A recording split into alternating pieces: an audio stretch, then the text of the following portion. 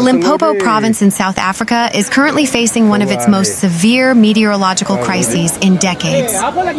Following weeks of relentless torrential rainfall exacerbated by a persistent low-pressure system over the southern African interior, vast swathes of the province have been submerged, leading to a humanitarian and infrastructural emergency of unprecedented proportions.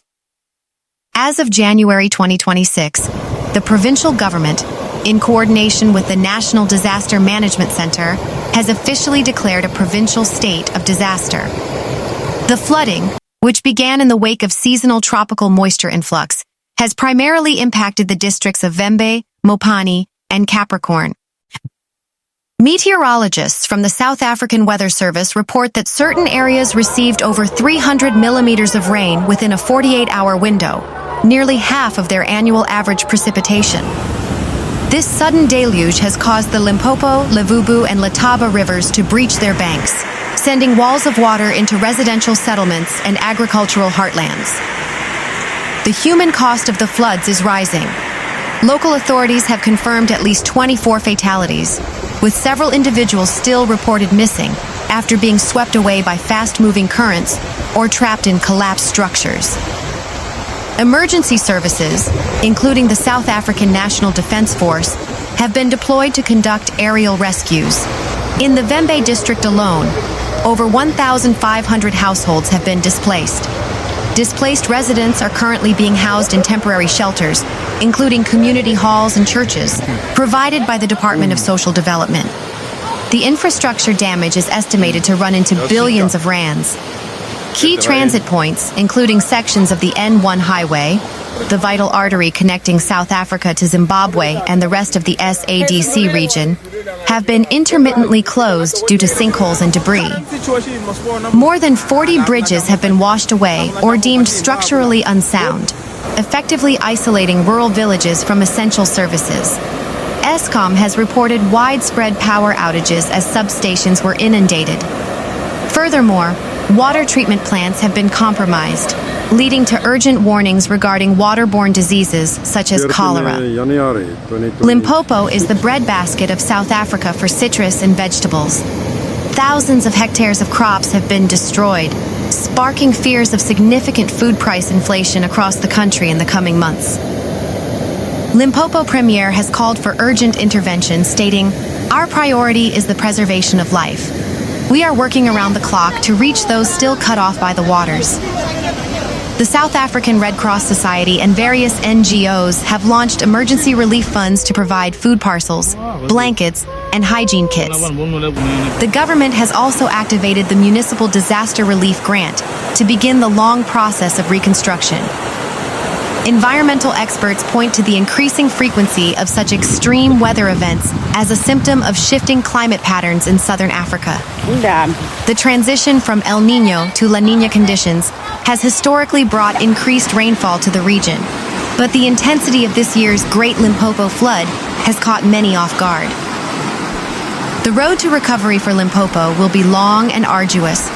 While the rain shows signs of easing in the western parts of the province, the saturated ground means that the risk of further flooding remains high.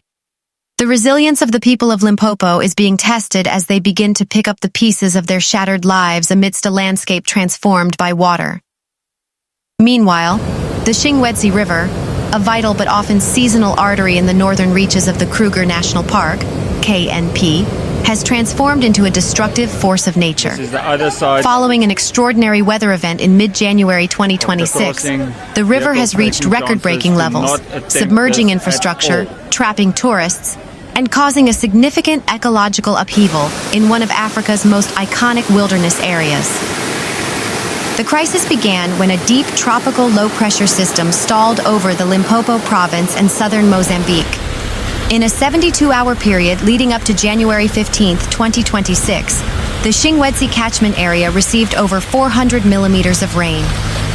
The river, which typically meanders through a broad sandy bed, breached its banks with terrifying speed, sweeping away vegetation and man-made structures alike. By the early hours of Wednesday morning, the water levels at the Swathes Bridge, a key transit point for visitors, had risen 5 meters above the road surface, rendering it completely invisible and impassable. The Shingwedzi Rest Camp, famous for its quiet atmosphere and large elephant herds, became the epicenter of the rescue operations. As the floodwaters began to encroach on the lower-lying bungalows and the camp's perimeter fence, South African National Parks officials initiated an emergency evacuation protocol. The speed of the rising water was unprecedented, said a senior ranger stationed at the camp. We had guests who woke up to find water at their doorsteps. Our priority was moving everyone to the highest ground near the camp gates before the access roads were completely cut off. While no human fatalities have been reported within the park boundaries, over 120 tourists and 40 staff members were airlifted to safety via South African Air Force helicopters after the main access road to Mopani Rest Camp was severed by several washouts. While the floods are a natural part of the savanna ecosystem, the intensity of this event has caused significant wildlife displacement. Rangers have observed hippos and crocodiles being swept kilometers downstream into Mozambique. There are also concerns for smaller mammals and ground-nesting birds whose habitats have been obliterated.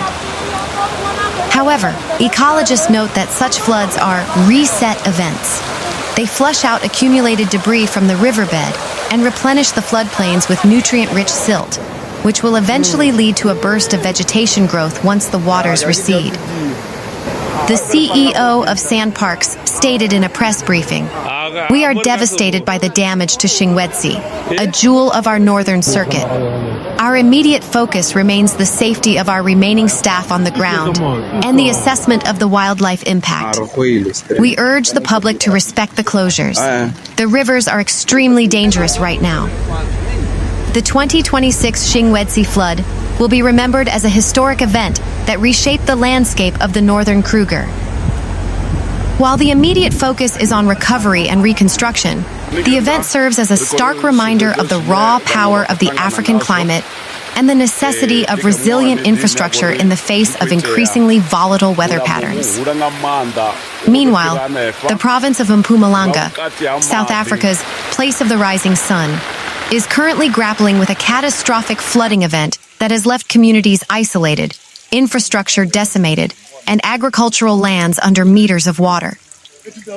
Following an unrelenting weather system that began in early January 2026, the provincial government has moved to mobilize emergency resources as the crisis reaches a breaking point.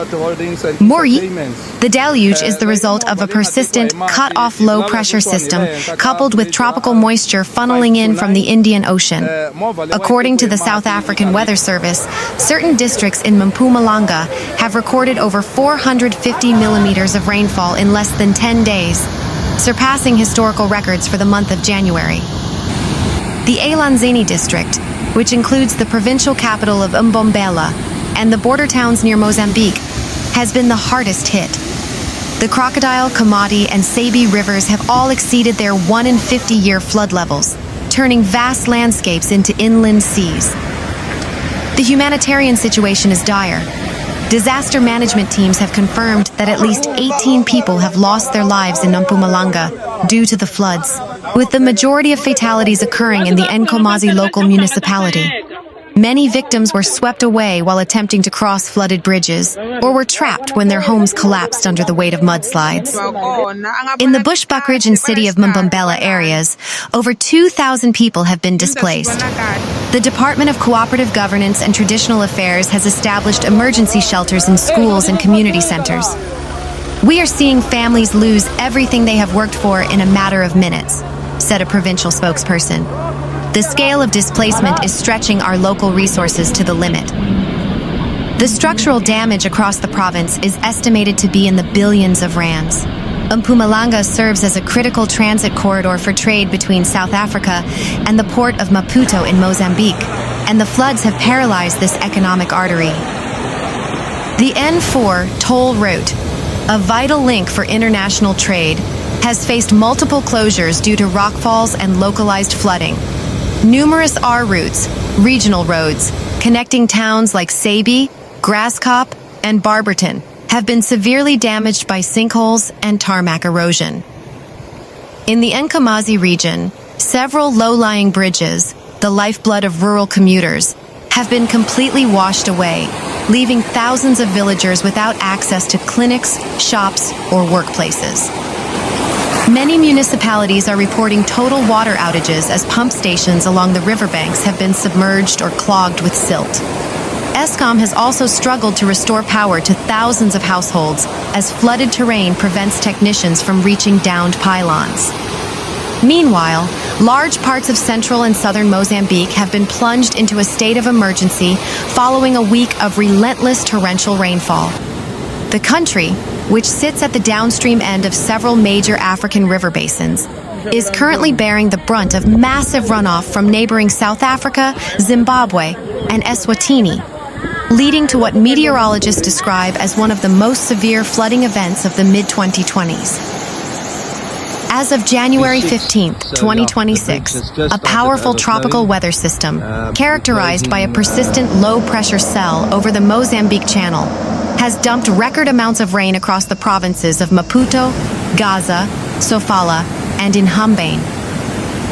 In the last 96 hours, certain stations in the Limpopo River Basin recorded over 400 millimeters of rain. This local precipitation has been exacerbated by the opening of sluice gates at several upstream dams in neighboring countries to prevent dam failures, sending a wall of water down the Limpopo, Inkamati, and Umbaluzi rivers.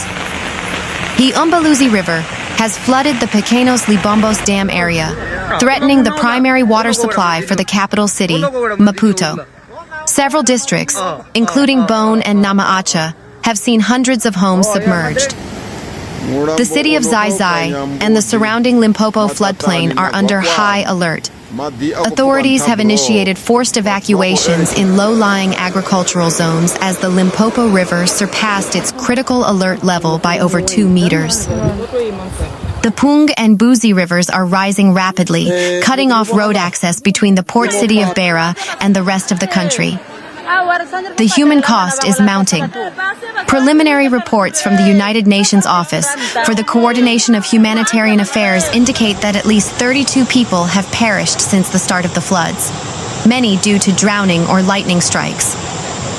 Over 50,000 people have been affected, with approximately 15,000 currently seeking refuge in temporary accommodation centers established in schools and government buildings. The situation is heartbreaking, said a Red Cross volunteer in Bone.